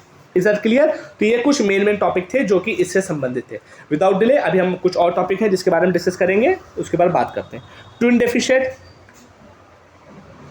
रिसेंटली फाइनेंस मिनिस्ट्री ने एक सर्कुलर जारी किया था जिसमें बताया था कि इंडिया जो है वो कहीं ना कहीं ट्विन डेफिसिट की प्रॉब्लम से थोड़ा सा फेस कर रहा है, ट्विन डेफिसिट की प्रॉब्लम से थोड़ा सा फेस कर रहा है। अब ट्विन डेफिसिट क्या होता है? जब कभी भी किसी इकोनॉमी में करंट अकाउंट डेफिसिट और फिस्कल डेफिसिट साथ में हो जाए तो उस स्थिति को हम लोग क्या बोलते हैं? ट्विन डेफिसिट बोलते हैं। अब क्या है, अच्छा है, बुरा है, खराब है, कैसा है? अब इसके लिए मैंने एक डिटेल वीडियो मेरी चैनल पे बनी हुई है, आप लोग जाएंगे तो उस पर आपको दिख जाएगी। तो ट्विन डेफिसिट के ऊपर मैंने बहुत डिटेल में एक बात की हुई है, वहाँ पर जाके कि इसके इम्पैक्ट क्या होंगे वहाँ पर जाके आप लोग सर्च आउट कर सकते हैं। फिलहाल ट्विन डेफिसिट क्या होता है? जब करंट अकाउंट डेफिसिट और फिस्कल डेफिसिट साथ साथ हो जाते हैं तो इस ऐसे डेफिसिट को हम लोग ट्विन डेफिसिट बोल रहे होते हैं। नेक्स्ट टॉपिक है सिंगल नोडल एजेंसी डैशबोर्ड। ध्यान रखिएगा, एक प्रोग्राम है जिसको हम लोग बोलते हैं public financial management system. Public financial management system जो कि एक प्रोग्राम है जिसको office of controller general of account जो कि मिनिस्ट्री ऑफ फाइनेंस के अंतर्गत आता है, ये इसने डेवलप भी किया और इसी को ही लागू भी करता है। इस प्रोग्राम के तहत public financial management system program के तहत एक नया सिंगल नोडल एजेंसी डैशबोर्ड को इंट्रोड्यूस किया गया। अब ये सिंगल नोडल एजेंसी डैशबोर्ड है क्या?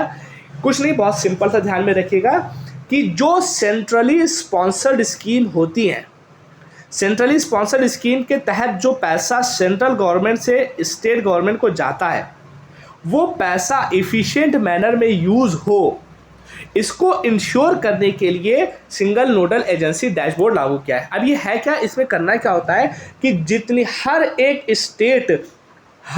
एवरी स्टेट को अपना, हर एक स्टेट को एक SNA, एक सिंगल नोडल एजेंसी बनाना पड़ेगा हर एक सेंट्रली स्पॉन्सर्ड स्कीम के लिए। ध्यान रखिएगा, हर एक सेंट्रली स्पॉन्सर्ड स्कीम के लिए एक अपना अलग से SNA होगा। इसमें होगा क्या कि एक करंट अकाउंट किसी कमर्शियल बैंक में खोला जाएगा। करंट अकाउंट किसी एक कमर्शियल बैंक में खोला जाएगा और जिसमें से जितना भी ट्रांजैक्शन उस पर्टिकुलर स्कीम के लिए होगा वो उसी पर्टिकुलर अकाउंट से किया जाएगा और उसी को हम लोग एसएनए मॉडल बोलते हैं। तो SNA dashboard public finance management system के ऊपर लागू किया गया एक सिस्टम है जिसमें हर एक स्टेट से बोला जा रहा है कि आपको एक एक सेंट्रली स्पॉन्सर्ड स्कीम के लिए एक करंट अकाउंट एक कमर्शियल बैंक में खोलना पड़ेगा जिसके तहत सारे ट्रांजैक्शन होंगे। अब इससे होगा क्या कि एक ही जगह पर सारे डेटा अवेलेबल होंगे, तो कहीं ना कहीं ये डिजिटल इंडिया के ऊपर भी बहुत ज़्यादा प्रमोशन को मिलेगा। ध्यान रखिएगा कि जो एसएनए है ये सेंट्रली स्पॉन्सर्ड स्कीम के लिए है, ये बहुत ज़्यादा ज़रूरी है। इसके बाद जो पीएमएफ जो पब्लिक फाइनेंस मैनेजमेंट सिस्टम है, ये पब्लिक फाइनेंस मैनेजमेंट सिस्टम क्या है कि जो जितनी भी जो गवर्नमेंट का पैसा स्कीम्स के अंदर लग रहा है वो बहुत अच्छे तरीके से यूटिलाइज हो, तो उसका डेटा हमारे पास होना चाहिए कि हम किस तरीके से उसको मॉनिटर कर रहे हैं। तो उसी मॉनिटरिंग के लिए पीएफएमएस है। अब पीएफएमएस अभी का नहीं है, ये बहुत पहले से लागू है और इसको पहले central plan scheme monitoring system बोला जाता था। क्या? Central plan scheme monitoring system बोला जाता था। अब इसमें क्या होता है, इसके अंतर्गत चाहे सेंट्रली स्पॉन्सर्ड स्कीम हो, चाहे सेंट्रल सेक्टर स्कीम हो, चाहे सेंट्रल गवर्नमेंट के द्वारा दिए गए ग्रांट्स जो कि फाइनेंस कमीशन से रिकमेंडेड हैं, फाइनेंस कमीशन की रिकमेंडेशन के ऊपर दिए गए कोई भी ग्रांट्स जो कि स्टेट को दिए जाते, इन सारी चीज़ों की इंफॉर्मेशन कहाँ पर अवेलेबल है? पीएफएमएस में। और पीएफएमएस में एक नया चीज़ इंट्रोड्यूस की गई है जिसको हम लोग एसएनए डैशबोर्ड बोलते हैं। ये स्पेसिफिकली किसके ऊपर काम करती है? सेंट्रली स्पॉन्सर्ड स्कीम के ऊपर। इसके तहत हर एक स्टेट को एक एक सेंट्रली स्पॉन्सर्ड स्कीम के लिए एक करंट अकाउंट खोलना पड़ेगा जिसमें से ही सारे ट्रांजेक्शन किए जाएंगे ताकि एक मॉनिटरिंग अच्छे से की जा सके। आई होप की चीज़ें क्लियर होंगी। उसके बाद नेक्स्ट टॉपिक बहुत ही इंटरेस्टिंग टॉपिक, बहुत ही गजब टॉपिक है, status report on India's external debt. इसमें बहुत सारे फैक्ट हैं जो हम आपको बताना चाहते हैं, इसमें कुछ नहीं दिया हुआ है। न्यूज़ क्या है कि डिपार्टमेंट ऑफ इकोनॉमिक अफेयर्स ने एक रिपोर्ट जारी की है कि जो हमारा जो एक्सटर्नल डेट है वो 8.2% राइज करके लगभग 620 बिलियन यूएस डॉलर तक पहुंच गया। अब यहाँ पर ध्यान रखिएगा, ये है हमारा उधार एक्सटर्नल डेट जो अप्रॉक्सीमेटली 620 बिलियन डॉलर है इस आर्टिकल के आधार पर। तो हमारा फॉरेक्स रिजर्व कितना है? नियरली अगर मैं बोलूँ तो नियरली 580 बिलियन या 600 के करीब वो भी।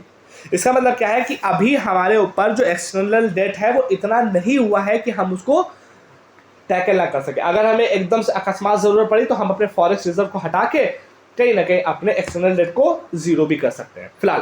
तो ध्यान रखिएगा, फॉरेक्स रिजर्व हमारा और एक्सटर्नल डेट नियरली आइडेंटिकल है। जितना हमारा एक्सटर्नल डेट है नियरली उतना ही हमारा फॉरेक्स रिजर्व भी है।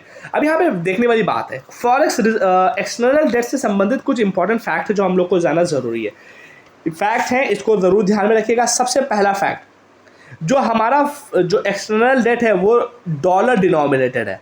लगभग 53% हमारा डॉलर में डिनोमिनेटेड है। दूसरे नंबर पे आता है हमारा रुपया, उसमें लगभग 31.2% डिनोमिनेटेड है। और जो ये मेजॉरिटी ऑफ जो डिनोमिनेशन है वो डॉलर और इंडियन रुपये में ही है। पहला फैक्ट इसके लिए ये ज़रूरी है। दूसरी बात आती है कि ये जो उधार हमने लिया है ये कैसा उधार है? लॉन्ग टर्म है या शॉर्ट टर्म है? Short term. ध्यान रखिएगा, जो हमारा एक्सटर्नल डेट है उसका लगभग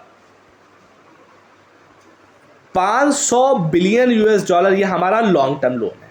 शॉर्ट टर्म कितना है? बहुत कम है, 121 billion. It means majority of जो हमारा उधार है ये लॉन्ग टर्म है। शॉर्ट टर्म कितना है? 121 बिलियन, कम है। और शॉर्ट टर्म में भी ध्यान रखिएगा, शॉर्ट टर्म जो लोन है उसमें जो ट्रेड क्रेडिट का एक सेगमेंट है वो लगभग 96% एक्वायर करता है। ये बहुत इंपॉर्टेंट फैक्ट है कि हमारा जो उधार है 620 बिलियन, उसमें से मेजॉरिटी ऑफ इसे लगभग 500 बिलियन डॉलर जो है वो लॉन्ग टर्म है। बाकी का जो बचा हुआ है वो शॉर्ट टर्म है, और शॉर्ट टर्म में भी मेजॉरिटी ऑफ जो है वो 96% ट्रेड क्रेडिट का है। अब ये ट्रेड क्रेडिट क्या होता है, बहुत बेसिक सी डिफिनेशन है। ये बिजनेस टू बिजनेस एक इंस्ट्रूमेंट है जिसके ज़रिए से हम गुड्स को पहले खरीद लेते हैं, लेकिन उसका जो पेमेंट होता है वो थोड़े दिनों के बाद होता है। मतलब कि जैसे होता नहीं कि मैं कोई एक मैन्युफैक्चरिंग इंडस्ट्री हूँ, मुझे रबड़ चाहिए, मैं टायर मैन्युफैक्चरिंग कंपनी हूँ, मुझे रबड़ चाहिए, बट मेरे पास पैसा नहीं है, लेकिन अगर रबड़ मुझे नहीं मिला तो कहीं ना कहीं मुझे नुकसान हो जाएगा। तो मैं जो रबड़ प्रोड्यूसिंग कंपनी है उससे कहूँगा भैया तुम मुझे रबड़ दे दो, और जब मुझे रबड़ मतलब एक समय तक ली तो मुझे रबड़ ऐसे ही दे दो, जब मैं इसको बेच दूंगा तब तुम्हें उसका पेमेंट कर दूंगा। तो इस तरीके की चीज़ों को क्या बोलते हैं, ट्रेड क्रेडिट। तो जो हमारा शॉर्ट टर्म लोन है उसमें ट्रेड क्रेडिट 96%, मतलब कि सारा का सारा ट्रेड क्रेडिट के ऊपर ही चल रहा है। तो ये भी बहुत बड़ी प्रॉब्लम नहीं है, क्योंकि ट्रेड क्रेडिट क्या है, हम अपना बिजनेस करेंगे, ये पैसा उठा के आपको वापस दे देंगे, तो कोई बहुत घबराने वाली बात इसमें नहीं है। उसके बाद एक पॉइंट और भी है कि ये जो डेट है हमारा सोवरीन है या नॉन सोवरीन। सोवरीन मतलब कि गवर्नमेंट ने डेट लिया हुआ है या नॉन सोवरीन, या गवर्नमेंट के अलावा किसी ने लिया हुआ है। ध्यान रखिएगा, जो ये डेट है सोवरीन डेट मात्र 130 बिलियन है, बट जो नॉन सोवरीन है वो कितना है, 490 बिलियन। मतलब कि सेंट्रल गवर्नमेंट के द्वारा लिया गया जो डेट है, या जो सरकार के द्वारा लिया गया डेट है, वो बहुत कम है, बहुत कम है, लेकिन नॉन सोवरीन डेट बहुत ज़्यादा है। ठीक है, ये ध्यान रखिएगा। एक इंपॉर्टेंट टर्म और है जो इससे रिलेटेड है, वो है डेट सर्विस रेशियो। क्या है, डेट सर्विस रेशियो। अभी डेट सर्विस रेशियो क्या है इसको थोड़ा सा जान लीजिए। डेट सर्विस रेशियो ये एक तरीके का पैरामीटर है जिससे हमें ये पता चलता है कि हमारी रीपेमेंट की एबिलिटी क्या है, रीपेमेंट एबिलिटी अच्छी है या नहीं है। इसका मतलब क्या है, अगर हमारा डेट सर्विस रेशियो इसकी वैल्यू हायर होती है तो हमारी पॉसिबिलिटी होती है कि हम डेट को अच्छे से रीपे कर लेंगे, लेकिन अगर डेट सर्विस रेशियो हमारा कम हो गया है तो इसका मतलब क्या है कि हमारी रीपे की जो एबिलिटी है वो कहीं ना कहीं डिटोरिएट हो रही है, खराब हो रही है। अभी रिसेंट में डेट सर्विस रेशियो से संबंधित एक इन्फॉर्मेशन ये है कि हमारी रेटिंग लगभग 8.4 से कम होकर 4.7% तक आ गई है। तो कहीं ना कहीं हमारी रीपेमेंट एबिलिटी के ऊपर थोड़ा सा निशान लगा है। आई होप कि इसके बारे में आप लोग को चीज़ें कहीं ना कहीं कंप्लीट हुई होंगी। नेक्स्ट है Tobin tax. What is Tobin tax? देखिएगा, क्या होता है कि मार्केट में बड़ा फ्लक्चुएशन होता है, जैसे स्टॉक मार्केट हो गई, करेंसी मार्केट हो गई, इन मार्केट में जो फ्लक्चुएशन होता है वो फ्लक्चुएशन क्या होता है कि शॉर्ट टर्म के ट्रांजैक्शन के ऊपर। अब जैसे मान लीजिए कोई पर्सन एकदम से है, वो लिए हुए है कि उसके पास 10 लाख रुपए हैं, 10 लाख रुपए हैं, और वो चाहता है कि 10 लाख रुपए को कन्वर्ट कर दे किसमें, डॉलर में। तो डॉलर में कन्वर्ट करने के 10 लाख रुपए देगा तो डॉलर एकदम से 10 लाख। अब होता क्या है कि जैसे ही इस बंदे ने डॉलर की डिमांड की, तो डॉलर की डिमांड होने की वजह से रुपए की वैल्यू क्या हो गई, डाउन हो गई। तो रुपए की वैल्यू डाउन हुई तो इसकी वजह से इसके बैड इंपैक्ट बहुत होते हैं, फ्लक्चुएशन मार्केट में बहुत होता है। तो जो जिस भी तरह के स्पॉट करेंसी ट्रेड होते हैं, मतलब कि इंस्टेंट स्पॉट करेंसी का मतलब क्या था, तुरंत का तुरंत खरीदो, तुरंत का तुरंत बेचो, इसमें तुरंत का तुरंत लोग फायदा देखते हैं। तुरंत का तुरंत फायदा देखा, जैसे सपोज दैट $1 की कीमत 80 रुपये थी, अब देखा कि $1 की कीमत तो 83 रुपये ने स्पेकुलेट किया कि 82 रुपये होने वाली है, तो इन्होंने डॉलर को तुरंत बेच दिया, या इसी तरीके से, ताकि इंस्टेंटली प्रॉफिट को उठाने के लिए।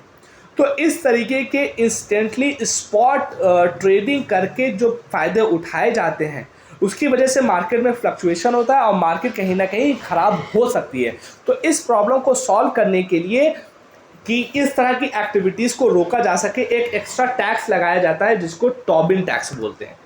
टोबिन एक इकोनॉमिस्ट थे जिनके नाम पर इसको रखा गया, टोबिन टैक्स बोला जाता है, ताकि जो स्पॉट ट्रेड होते हैं, स्पॉट करेंसी ट्रेड होते हैं जो कि स्पॉन्टेनियस तुरंत का तुरंत वाले होते हैं, उसको कंट्रोल करने के लिए कोई टैक्स लगाया जाता है, तो उसको हम लोग टोबिन टैक्स बोलते हैं।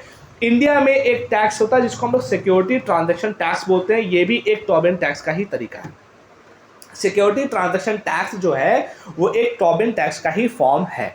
तो टोबिन टैक्स क्या है कि मार्केट में फ्लक्चुएशन से बचाने के लिए हम लोग जब मार्केट को फ्लक्चुएशन से बचाने के लिए जो रैंडमली ट्रांजैक्शन होते हैं उसको रोकने के लिए जब कोई टैक्स इम्पोज किया जाता है ताकि इस प्रोसेस को रोका जाए तो उसको टोबिन टैक्स बोलते हैं। इंडिया में टोबिन टैक्स का एक तरीका कौन सा है? Security transaction tax. Okay, next आता है विंडफॉल टैक्स। अब ये विंडफॉल टैक्स क्या है? विंडफॉल टैक्स का मतलब क्या होता है? बस ध्यान रखिएगा कि कोई भी एक कंपनी या कोई भी एक सेगमेंट किसी वजह से उसका प्रॉफिट धमाके से एक्सपोनेंशियली बहुत इंक्रीज कर गया, लेकिन साथ ही साथ एक्सपोनेंशियली इंक्रीज किया, कोई बुरी बात नहीं, लेकिन आपने बदले में कोई सर्विस नहीं दी या आपका प्रोडक्शन नहीं बढ़ा, आपने कोई सर्विस नहीं दी, लेकिन आपका प्रॉफिट बहुत बढ़ गया। तो ऐसी सिचुएशन में अब ये क्यों ऐसा?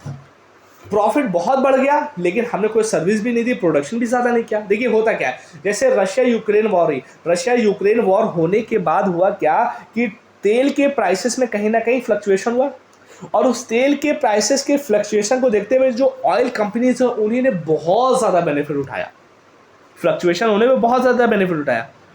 प्रोडक्शन बढ़ा था क्या टैक्स तेल का? नहीं। बेनिफिट किसको हुआ? टैक्स कंपनी, जो आपकी ऑयल कंपनीज थी उनको। क्यों हुआ? रशिया यूक्रेन की वॉर की वजह से। तो ऐसी सिचुएशन में जब कुछ रियल में आउटपुट हुआ भी नहीं है लेकिन कंपनीज बहुत ज़्यादा प्रॉफिट लगा रही होती है तो उसके ऊपर उस समय सरकार कुछ टैक्स इंपोज करती है, उसको हम लोग क्या बोलते हैं? विंडफॉल टैक्स बोला जाता है। Is that clear? I hope कि यहाँ तक चीज़ें क्लियर होंगी। उसके बाद है गार, जनरल एंटी अवॉइडेंस रूल। इसके बारे में बहुत ज़्यादा खास इन्फॉर्मेशन नहीं है, इसके बारे में अगर इस पर पढ़ लीजिएगा तो आपको यहाँ पर चीज़ें कंप्लीट हो जाएंगी। अगेन CBDT फिर आ रहा है जिसने TDS के ऊपर कुछ रूल चेंज किए हुए हैं, कोई बहुत ज़्यादा इंपॉर्टेंट खास न्यूज़ नहीं है। TDS के बारे में मैं पहले ही बता चुका हूँ।